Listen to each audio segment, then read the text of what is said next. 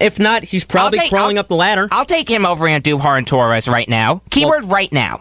Well, yeah, but honestly, I would say that because of experience. Stanton's been there a lot longer. Technically, they've all been there at the same time because this is Stanton's first stint in the American League. Torres got called up, and Andujar made the opening day roster, got sent back down, then called back up. Yeah. But you know what? They all got here at the same time, but right now, yeah, I would take Stanton right now. Absolutely.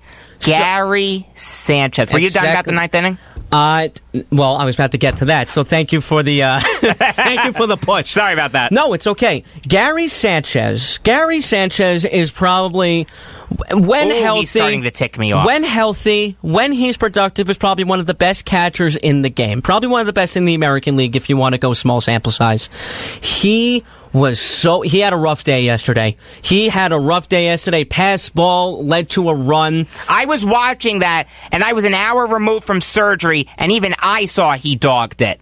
That was disgraceful. Look, this just goes back to Little League. Run out the ball. Run it out all the time. You're going to first base. I know. First time I'm yelling. You made me drop my sheets, Eric. What happened? I scare you? No, I had them balanced here, and now you made me drop them. It's all the way over there. I'm terribly sorry, but it's just, oh my God. When you play Little League, what's the first rule that you learn? Run everything out. Hustle. That's why I like Brandon Nimmo. I love Brandon Nimmo. He always hustles. Love Derek Jeter. Hustled at everything. I love the gritty guys, like the Brett Gardners of the world, the Derek Jeters, the Brandon Nimmos. They run everything out. I don't care if it was a ground out to first base. You run your heart out to first base. Anything can happen. Baseball's a funny sport. You're right. It's a game of inches. Eric, you're 100% right. That was disgraceful. Not only was it disgraceful, he was safe at second base. If Sanchez got to first base, it would have been a tie game. Totally different ball game. At that point. Anything could have happened. Wait, go back to that. I'm sorry. You missed me. You skipped around a little bit. I thought you were talking about the pass ball. No. I'm just saying, like, he had a rough day. He had a pass ball that led to a run. He was just poor behind the plate. He just had an awful day hitting. It's just all around a bad day. It ticked me off.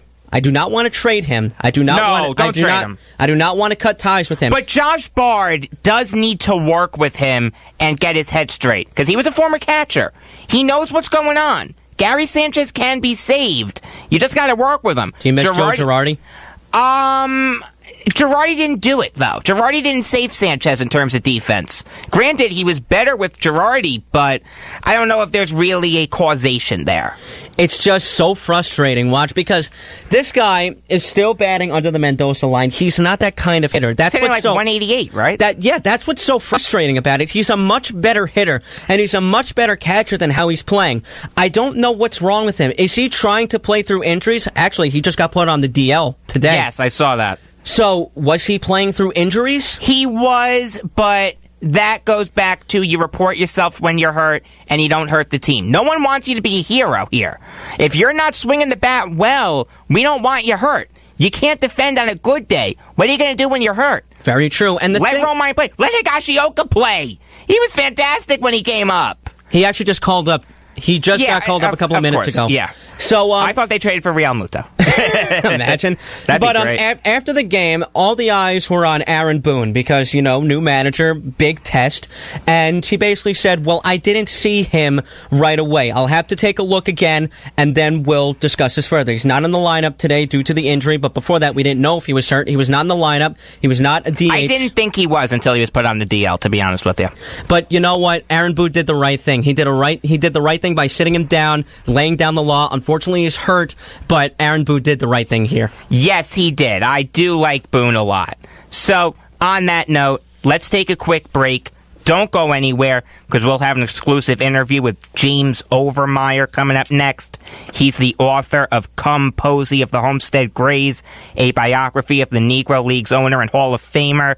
It's coming up next on Beyond the Game on the Voice of Nassau Community College, 90.3 WHPC. Alexa, can you please do my food shopping today? Food shopping today added to your shopping list. Alexa, can you do my math homework for me? I'm not sure. Alexa, play WHPC. Play WHPC. You can now listen to the Voice of Nassau Community College on your Amazon Echo. Simply say, Alexa, play WHPC. I am already playing WHPC. Sorry. So go ahead and buy a silicone steamer in the shape of a faceless melting pig. Buy a silicone steamer in the shape of a faceless melting pig. Yeah, that exists. And while you shop, play WHPC. Or buy a headband with a mullet hair attached to it. I refuse to buy a headband with mullet hair attached to it. Yeah, that exists too. Not sure why. But when you buy it, you can play WHPC.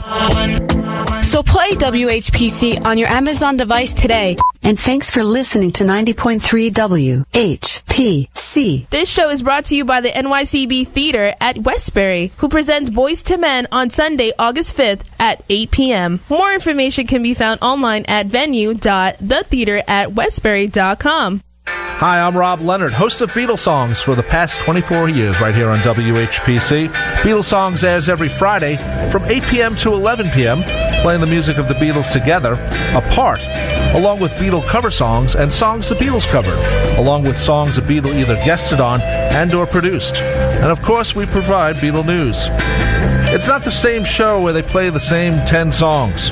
So join me every Friday for Beatles Songs, 8 p.m. to 11 p.m. on 90.3 WHPC, the voice of Nassau Community College, streaming at ncc.edu/WHPC. You're not wired to have a response to this sound. But when we introduce a new stimulus, Save the Food, we're helping to stop food waste. Save the Food. For tips and recipes, visit savethefood.com. Brought to you by NRDC and the Ad Council. Why should you volunteer with Meals on Wheels?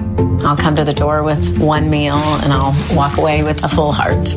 Drop off a warm meal and get more than you expect. Volunteer at americaletsdolunch.org. Brought to you by Meals on Wheels America and the Ad Council.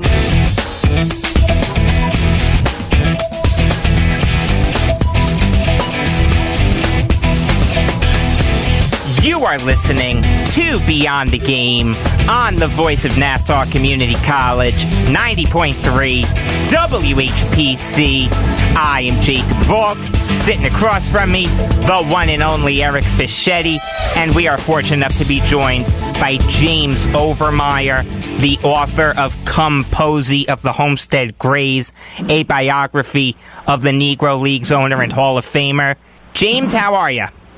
I'm fine. How are you? Doing good. So, can you lay out for us Posey's playing career for the Grays?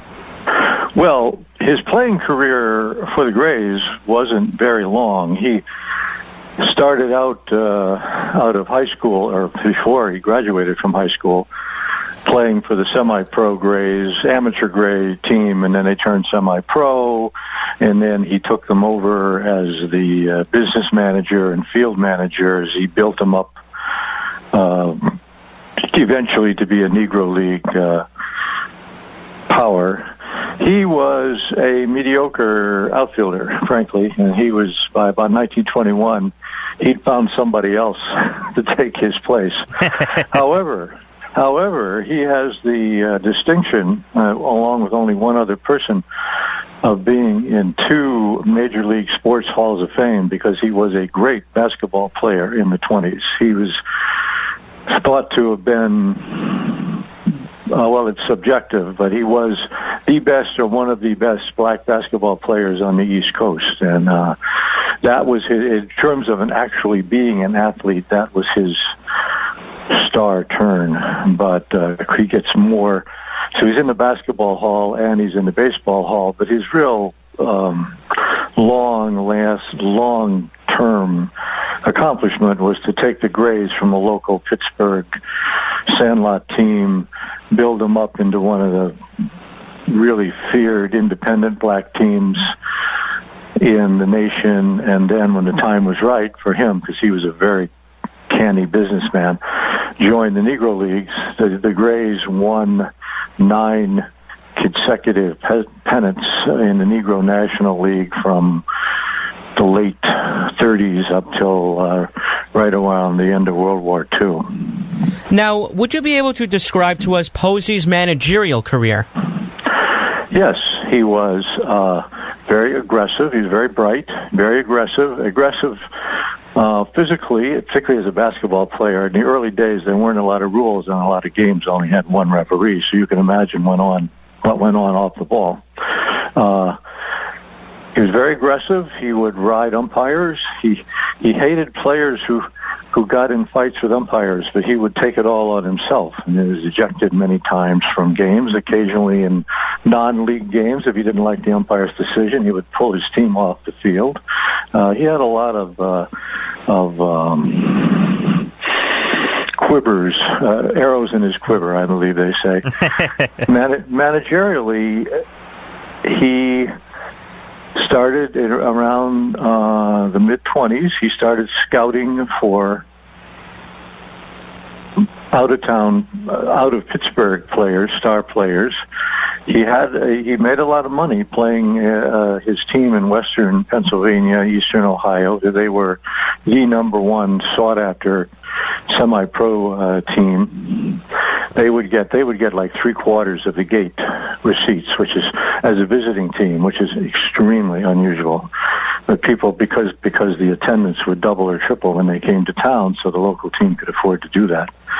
He started recruiting all over the East and Midwest, players who were free agents, players who were sometimes under contract to other teams, because he was an independent team and he could do that. He had no problem walking along that fine line and stepping over it whenever he felt he needed to.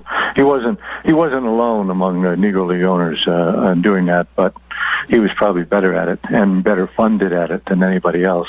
Because if you didn't have the money, you weren't going to get the guys anyway. Talking to James Overmyer, the author of Cum Posey of the Homestead Grays, a biography of the Negro League's owner and Hall of Famer. So how did Posey end up owning the Grays? He started out as when they were an amateur team as an outfielder for them, and the Grays early they were mostly staffed by black guys who worked in the steel community, in steel business in Pittsburgh.